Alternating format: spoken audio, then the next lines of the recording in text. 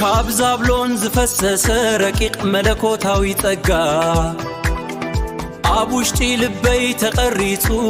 ኮይኑ ሕያው ሥጋ ምስጋና እዩ ንበረኸት ብሓይሊ ዝስሕብ እቲ ውሽጠይ ዘሎ ጸጋ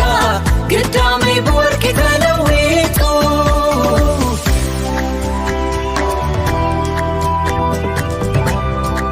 ካብ ዛብሎን ዝፈሰሰ ረቂቕ መለኮታዊ ጸጋ ኣብ ውሽጢ ልበይ ተቐሪጹ ኮይኑ ሕያው ሥጋ ምስጋና እዩ ንበረኸት ብሓይሊ ዝስሕብ እቲ ውሽጠይ ዘሎ ጸጋ ግዳመይ ብወርቂ ተለዊጡ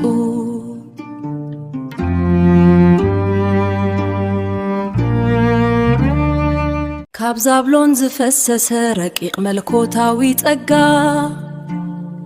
ኣብ ውሽጢ ልበይ ተቐሪጹ ኮይኑ ሕያው ሥጋ ምስጋና እዩ ንበረኸት ብሓይሊ ዝስሕብ እቲ ውሽጠይ ዘሎ ጸጋ ግዳመይ ብወርቂ ተለዊጡ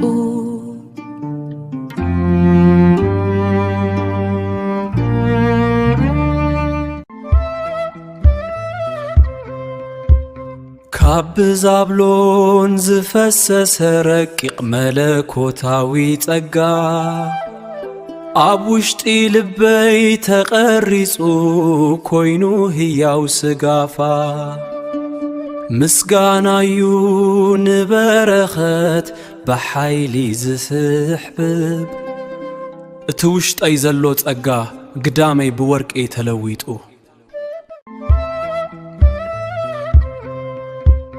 ካብ ዛብሎን ዝፈሰሰ ረቂቕ መለኮታዊ ጸጋ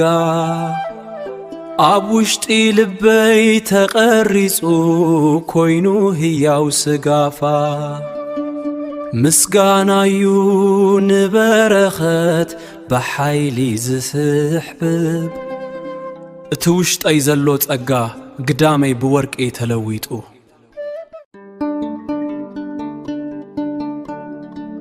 ካብ ዛብሎን ዝፈሰሰ ረቂቕ መለኮታዊ ጸጋ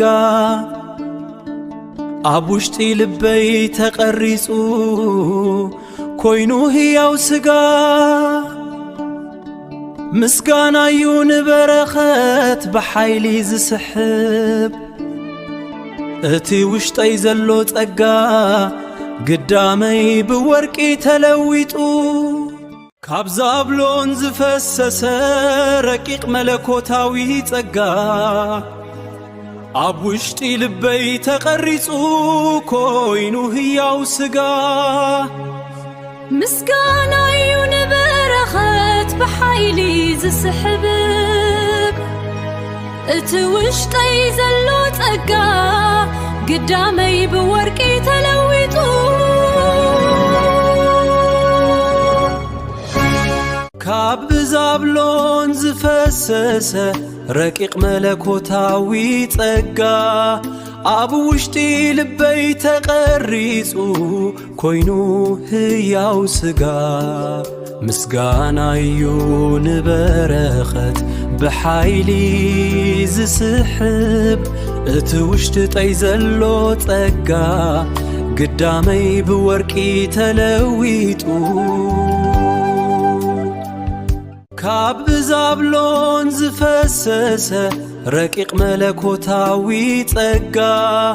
ኣብ ውሽጢ ልበይ ተቐሪጹ ኮይኑ ሕያው ሥጋ ምስጋና እዩ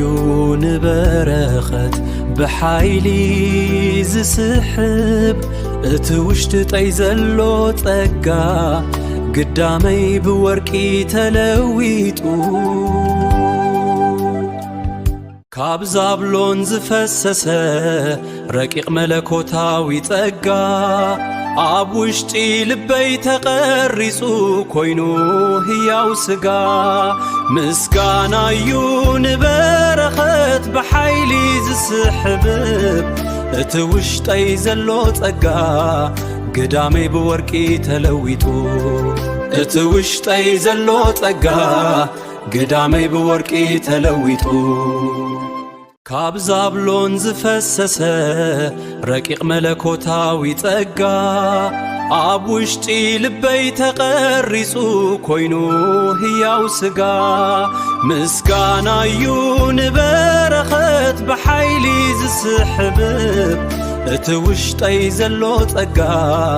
ግዳመይ ብወርቂ ተለዊጡ እቲ ውሽጠይ ዘሎ ጸጋ ግዳመይ ብወርቂ ተለዊጡ እቲ ውሽጠይ ዘሎ ጸጋ ግዳመይ ብወርቂ ተለዊጡ እቲ ውሽጠይ ዘሎ ጸጋ ግዳመይ ብወርቂ ተለዊጡ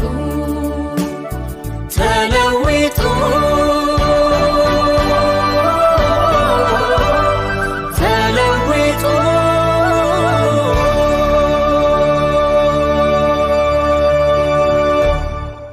እቲ ውሽጠይ ዘሎ ጸጋ ግዳመይ ብወርቂ ተለዊጡ እቲ ውሽጠይ ዘሎ ጸጋ ግዳመይ ብወርቂ ተለዊጡ ተለዊጡ ተለዊጡ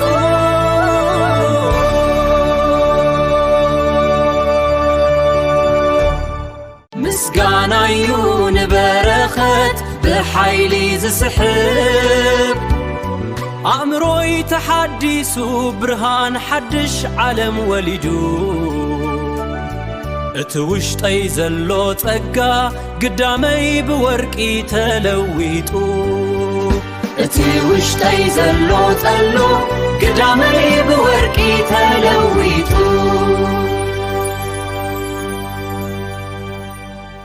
ምስጋና እዩ ንበረኸት ብሓይሊ ዝስሕብ ኣእምሮይ ተሓዲሱ ብርሃን ሓድሽ ዓለም ወሊዱ እቲ ውሽጠይ ዘሎ ጸጋ ግዳመይ ብወርቂ ተለዊጡ እቲ ውሽጠይ ዘሎ ጸሎ ግዳመይ ብወርቂ ተለዊጡ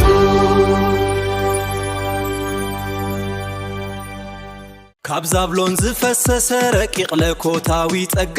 ኣብ ውሽጢ ልበይ ተቐሪጹ ኮይኑ ሕያው ሥጋ ምስጋና እዩ ንበረኸት ብሓይሊ ዝስሕብ እቲ ውሽጠይ ዘሎ ጸጋ ግዳመይ ብወርቂ ተለዊጡ ካብ ዛብሎን ዝፈሰሰ ረቂቕ ለኮታዊ ጸጋ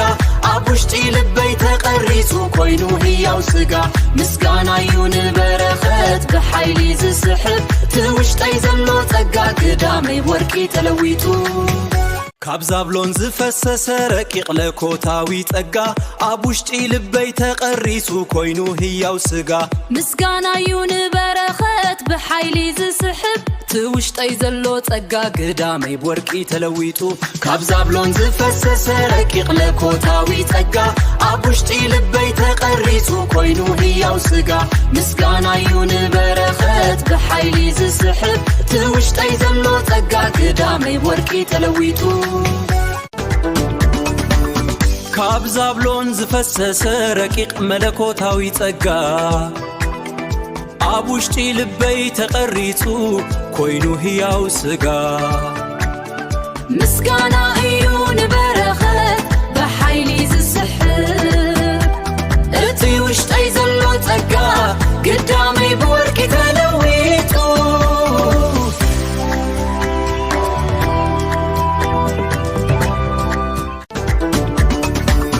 ካብ ዛብሎን ዝፈሰሰ ረቂቕ መለኮታዊ ጸጋ ኣብ ውሽጢ ልበይ ተቐሪጹ ኮይኑ ሕያው ሥጋ ምስጋና እዩ ንበረኸት ብሓይሊ ዝስሕብ እቲ ውሽጠይ